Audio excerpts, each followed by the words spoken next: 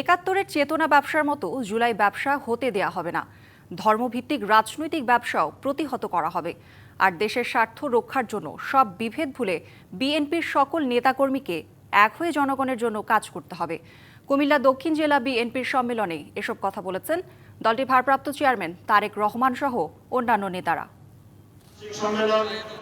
দেড় দশক পর শনিবার কুমিল্লা দক্ষিণ জেলা বিএনপির সম্মেলন অনুষ্ঠিত হয়। এ সম্মেলনকে ঘিরে সকাল থেকেই নেতাকর্মীদের পদচারণায় মুখর হয়ে ওঠে টাউন হল মাঠ। এতে যোগ দেন দলের স্থায়ী কমিটির সদস্য সালাউদ্দিন আহমেদ। বলেন, একাত্তরের চেতনা ব্যবসার মতো জুলাই বিক্রি করার যে অপচেষ্টা তা হতে দেয়া হবে না। আর ধর্মভিত্তিক রাজনৈতিক ব্যবসাও প্রতিহত করবে জনগণ। একাত্তরের চেতনা ব্যবসা যেমন বাংলাদেশের মানুষ ধারণ করে নাই।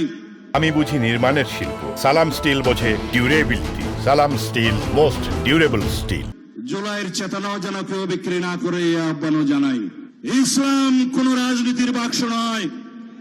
রাজনীতি দিয়ে ইসলামকে বিভক্ত করতে চায় যে শক্তি, সেই শক্তিকে আপনারা রাজনৈতিকভাবে মোকাবেলা করবেন ব্যালটের মাধ্যমে।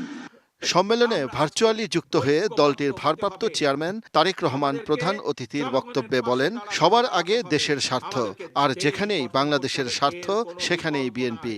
জনগণকে আমাদের সাথে থাকতে হবে, জনগণের সাথে থাকতে হবে, জনগণকে সাথে রাখতে হবে। জনগণ সকল ক্ষমতার উৎস, তাই তাদের সাথে থাকতে হবে, জনগণকেও সাথে রাখতে হবে। সবার আগে বাংলাদেশ।